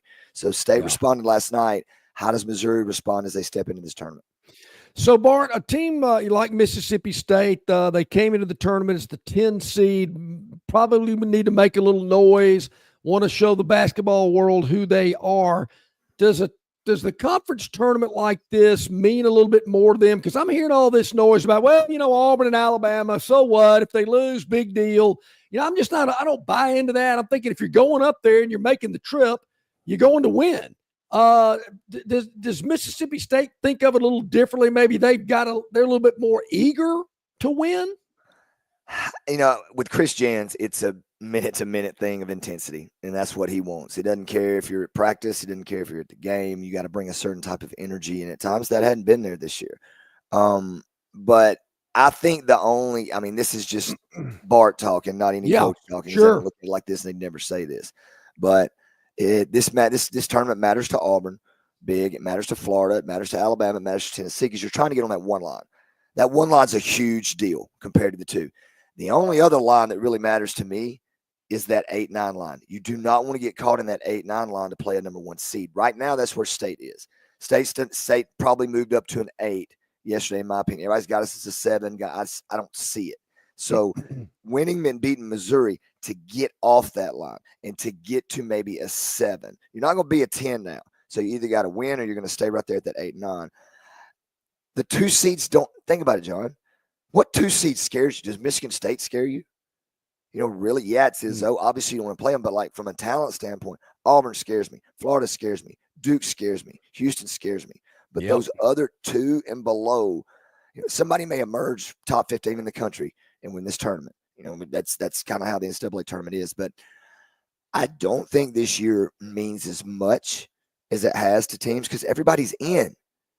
Yep. Texas wins tonight. They're in, and that's 13 teams, John Longshore. That's amazing. Yep. So seeding, I think, is what a lot of teams are playing for right now.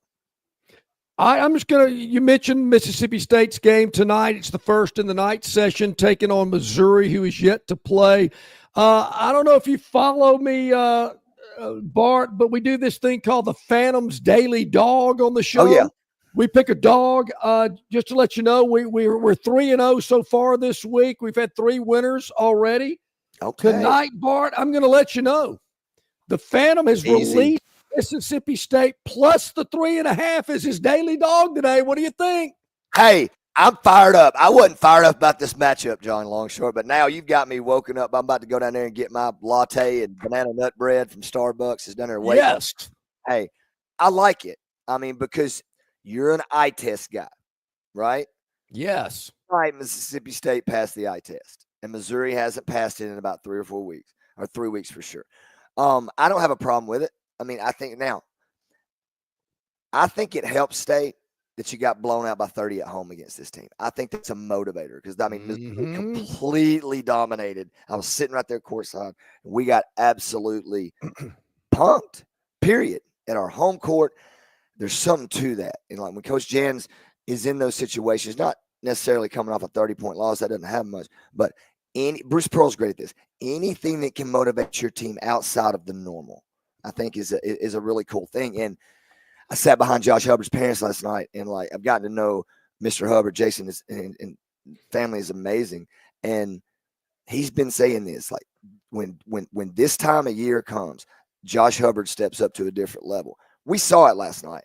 So I have absolutely zero quarrel with you picking State as your dog of the day or whatever it's called. You know why? Because it's a blood moon tonight. That moon might be a little bit maroon tonight, John Longshore, up in Nashville. Just saying. Look, the Phantom does his research, Bart. Blood moons, quarter moons, lunar eclipses, it don't matter. The Phantom's on top of it. You know that moon looks like a hangnail? That's exactly right.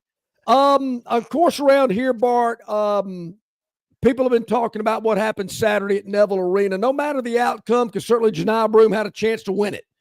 Ball just didn't go in. Mark Sears' shot did. But might have been one of the best regular season games I've seen in a long time. Physical, nobody's quitting. You could see the fight out there. It was a good game. I thoroughly enjoyed it. Heavyweight bout. And I think Auburn wanted to win that game. So it's not like Auburn didn't play because they didn't have anything to play for. It's the IBOB or whatever people want to call it. Auburn's got to show me something. And I think they will. But Alabama, right now, the most difficult system to overcome to me, if you haven't seen it, is probably Alabama. just the way they play, when they've started making shots. Can they sustain 6 games? I don't know, but I think they can possibly sustain 4. I'm starting to be a believer, and Alabama's guarding better, John. They're a lot more active on the interior. You saw how well they played against a high-caliber post-game like Auburn's. But it's Sears. If Alabama wins or loses, it's going to come down. The ball's going to be in Mark Sears' hand. He can't have one of these 5 for 17, 5 for 18 nights moving forward. And I think you're going to see him. He elevated his game he wanted that moment, John. Yep. He wanted the ball in his hands at the end with an opportunity to beat Auburn and call game at your rival. That's kind of the personality of who Mark Sears is, kind of the personality of who Nate Oates is. I thought that was one of the better games. You had some this and that back and forth with the crane. Actually, I love the crane. I thought it was great. But I think that game was more of an NC tournament Sweet 16 Final 8 type game. And when you get to go through those games at the end of your conference season, it prepares you for when you're playing somebody that you don't know. This game was against somebody that you know. They know what you're doing. They know how hard you play. This SEC, I told y'all last week, I think the SEC is going to have 5 teams in the Final 8. 5. I don't know who they're going to be, but I think it's going to be 5. Now, granted, that's a little bit aggressive, and that's probably me loving the SEC. But if the 13 hardest schedules in the country are in the SEC, typically at the end of the year, those teams that play those hard schedules are tested and ready. So I really like Alabama coming off that win, but I also like Auburn, and I'm not really worried about what happens in this tournament. I personally expect Alabama to play well this tournament and continue this momentum going. I think Alabama and Tennessee both play well in this tournament because I don't think Auburn's going to try to put that much emphasis, and I know they want to win every game. SEC tournament run hurt Auburn last year, John. It hurt them. It hurt Florida. They were out in the first round. So I don't think anybody's going to lose. I don't think the urgency is going to be there to win this tournament like it is for. All right. So is a team like Florida maybe a little more urgent? Auburn's won the regular season title. Florida knows they're good. Maybe not getting the recognition or respect. Does a team like Florida say we're about to show everybody we're the best team in the league or whatever? Could you see them winning the tournament on Sunday? I could absolutely see Florida or any of those teams that are talented enough to win it. But I love Florida, and I think they're the best. I think they're the best team in the country. I said it 2 months ago. I'm sticking with it. I just think they, along with Auburn, have things on the perimeter, defensive length. They have rim protectors, and they can just throw those bigs at you in waves. But I actually think that team you're talking about is Tennessee. I really do. And I'm not. I've never really been the biggest Tennessee fan or Rick Barnes fan, but that team's played better. They've started scoring it better, and it hasn't been a problem for them to put up 60 points and have to get so many stops. That in the course of a game, you just get frustrated because you can't score. After Ziegler got hurt, the ball was sticking in his hands. We talked about that. How all these ball screens, all this different stuff has to go through him. Now they're more free-flowing. They've got a little 5-out. The emergence of Cade Phillips inside has been huge to give them some depth because they only go 7 or 8 deep. I just think Tennessee might be that team. I think whoever wins this tournament probably will go out before the Sweet 16 just because of how the tournament is and how the competition is, how much it takes you out of those 3 games to get over a hump. And obviously that's probably recency bias last year with Auburn and Florida.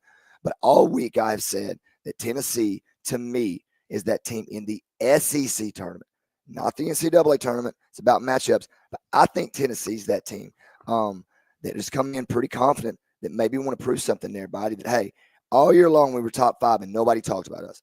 Yeah, and we want to run to the end of the year.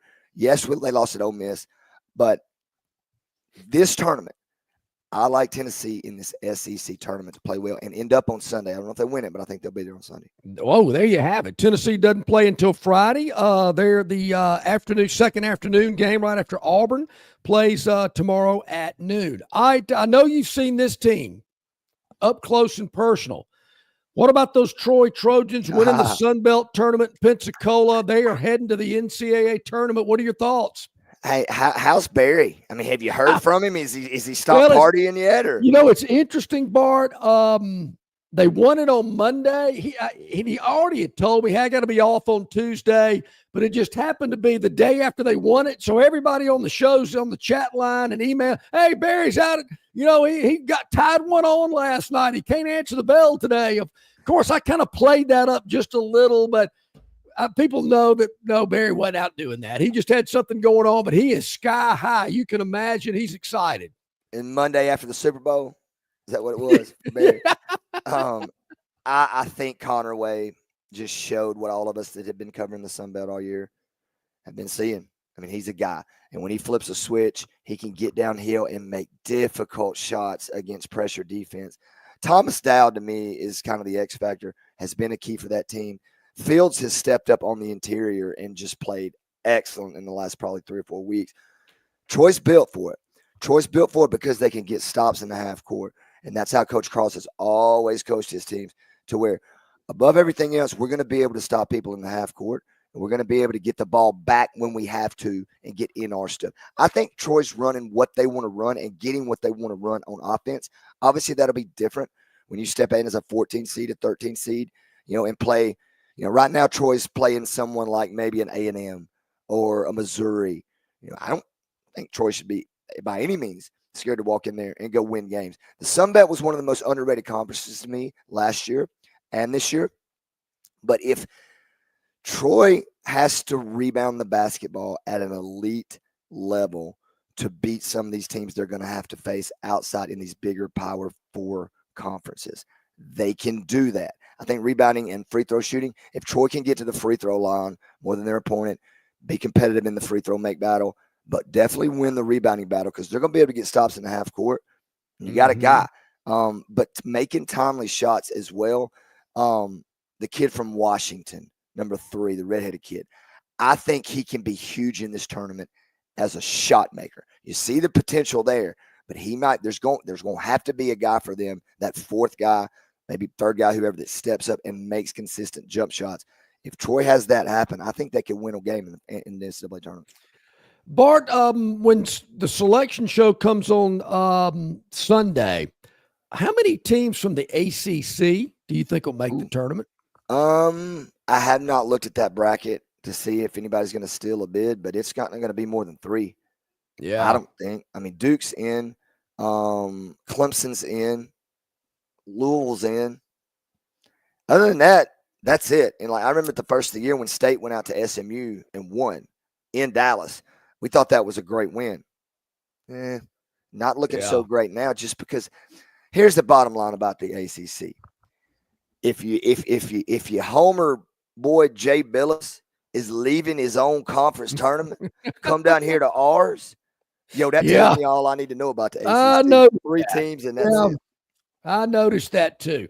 But I'm hearing some noise about North Carolina. I mean, I'm thinking, what? I mean, they got to win the tournament to get in, I think. That brand, John. I'm with that you. old Roll Tide, baby. Hey, it's like that old Roll Tide. When you see it on that jersey, it does something to people. And I don't see it. I don't see them being – they've won a couple of games here and there down the stretch, but, these games are not quad 1 games. One of them, possibly 2, but it's a neutral site. So, I think Carolina's going to be one of those teams that's got to have everything happen perfectly if they don't win the tournament. So you can't have anybody go, and UAB can't win that tournament and take a bid from or steal a bid when Memphis is already getting in. Yeah. Those type things. And we'll see it. Delaware was almost a team that you saw go through their tournament. It's a 1 bid league anyway with UNCW. But at the same time, bid stealers. North Carolina's going to have some stuff happen right. Because, John, they just haven't all year to me passed the eye test. I mean, I do not see it. But, at the same time, I didn't really see it with Arkansas either. But, Arkansas versus North Carolina, I'm taking Cal in that game. I think Arkansas is a better team. I think they got better players. I'm surprised that North Carolina is in this spot, to be honest. I thought they would be well in, obviously with their preseason hype and what have you. Sure. Hubert's in trouble, and if he doesn't get there, if they don't get to the tournament, I think they're going to get rid of him. I'm hearing that too. I'm hearing that as well. Bart, let our viewers, let our listeners know how they can follow you. Always great insight and content. Hyche Hoops, of course, at Heish22. Let us know what you got going on, how they can follow you. I know you're there in Nashville taking it all in. So tell us all about it. Well, played a little golf up at the Grasslands. My good buddy Taylor Hicks and one of our mutual friends. And so we will be at Hall's Chop House in the very front. There ain't no doubt you're going to miss us if you come into Hall's Chop House. We'll be sitting right there all weekend. We'll be going to the games tonight. I don't really go to any but the Mississippi State games. Coming off that high school things when I'm seeing 14 games a day. That's kind of what we do. I'm about to go get me a steam. Going to take me a steam here in a minute. Yes. Get regrouped. And I'll probably be, what time is it? 9 o'clock, 11 o'clock. I'll be down at Hall's with a bloody. So love it. At Heish22, I'll be tweeting all day. Love it. Bart, man, thank you so much for your time. Have fun. We look forward to talking to you next week. You're the man, bro. See you, John. Thank you, buddy. Bart Heish here each and every Thursday. Brought to you by our good friends at Riverbank and Trust, locations throughout the city of Montgomery, locations throughout the state of Alabama. Wow, what a great show today. Senator Tommy Tuberville joined us. Rodney Orr, the TiderInsider. Jason Caldwell from Auburn Undercover. Bart Heish talking hoops. Heish Hoops. And I always appreciate that. Gurn Jr. stepping in today for Barry, who's traveling with Troy. Gurn, thank you so much. Great Absolutely. Stuff Great to Gurn. be here. So you're heading over to Bridgestone here in a minute? I'm literally going to be chopping up some edits, and then I'm heading straight over. Awesome. Sounds great. Of course, tomorrow I will be at Stivers Chrysler Dodge Jeep Ram in Prattville. Barry will be joining me along with Troy Baseball. Ralph Michaels, WagerTalk.com, going to join us. And a very special guest is going to kick off hour number 2 with us tomorrow on the show. We'll keep that a surprise till tomorrow, or you might check it out on social media later this afternoon when we reveal who that person is. But nonetheless, looking forward to it. We'll also continue our series of win totals for the 2025 college football season. Tomorrow, it is the Kentucky Wildcats that we will be talking about. And also, as I mentioned earlier, check it out at Instagram. Go and scan the QR code for the Longshore and McKnight Tournament Bracket Challenge. Go to Longshore 8 or Longshore and McKnight. You can find that bracket. There it is right there. You can scan the code for all the information. So check it out. Longshore McKnight's NCAA Bracket Challenge, brought to you by the Montgomery Regional Airport, Phoenix Physical Therapy, River Region Straw, and the Destin Connection Seafood Market. All right, got to get out of here. Thank you so much for viewing, watching. You can always check us out at yellowhammernews.com, where our show is broadcast. You can also check out the write-up each and every afternoon about today's show. YouTube, Facebook, X, Instagram, Spotify. We are there. Hit the like button, hit the subscribe button. We greatly appreciate it. Have a great day. We'll talk to you again tomorrow.